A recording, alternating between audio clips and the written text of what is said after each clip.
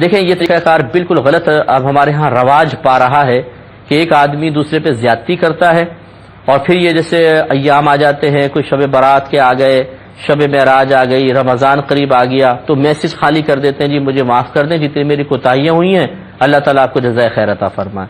بعض دھمکیاں دیتے ہیں، اگر آپ مجھے معاف کر دیں، اگر معاف نہیں کریں گے تو بروز قیامت آپ کی گرفت ہو جائے گی۔ واہ بھائی واہ، مجرم جرم بھی آپ نے کیا ہے، اور پھر اس مظلوم کو بیچارے کو آپ بلیک میل بھی کر رہے ہیں۔ تو یاد رکھیں یہ معافی مانگنے کا طریقہ نہیں ہے۔ شریعت نے معافی مانگنا رکھا ہی اس لیے ہے کہ جب آپ کسی پر ظلم و زیادتی کر لیتے ہیں تو نفس سرکشی اختیار کرتا ہے، تبھی ایسا ہوتا ہے۔ اب نفس کو ذلت بھی محسوس ہونی چاہیے، اور ذلت اسی وقت محسوس ہوگی جب آپ سامنے آ کر معافی کے کلمات اس کے سامنے کہیں گے۔ ہم اپنی اصل میں یہ ناک اونچی ہوتی ہے، اور نفس یہ پسند نہیں کرتا کہ میں کسی کے سامنے جا کر اس طرح معافی کی ذلت کو برداشت کروں، تو وہی مشورہ دیتا ہے بس ایک میسج کر دو، ٹھیک ہے۔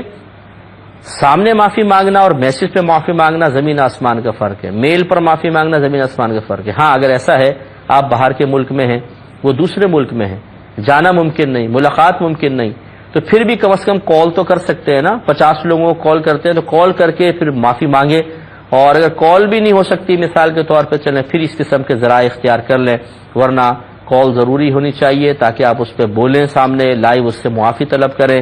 یا انٹرنیٹ پر اگر آپ ہیں جیسے نامحرم کو کوئی مسئلہ نہ ہو، لڑکی لڑکی سے، عورت عورت سے معافی مانگے، مرد مرد سے مانگ رہا ہے، تو اسکائپ وغیرہ پر سامنے آ کر معافی مانگے تاکہ نفس کو ذلت کا احساس ہو اور سامنے والا خوش دلی کے ساتھ پھر معاف کرنے کی طرف مائل ہو جائے۔ لیکن یہ جو آج کل ہم نے طریقہ جاری کر دیا ہے یہ غلط طریقہ ہے کہ پورے سال یا پوری زندگی دکھ پہنچاؤ، تکلیف پہنچاؤ، اور اس کے بعد ایک میسج کر دیجیے ہمیں معاف کر دیجیے گا۔ معاف کرنا سنت ہے، اور اللہ تعالیٰ کو جزائے خیر عطا فرمائے۔ سبحان اللہ۔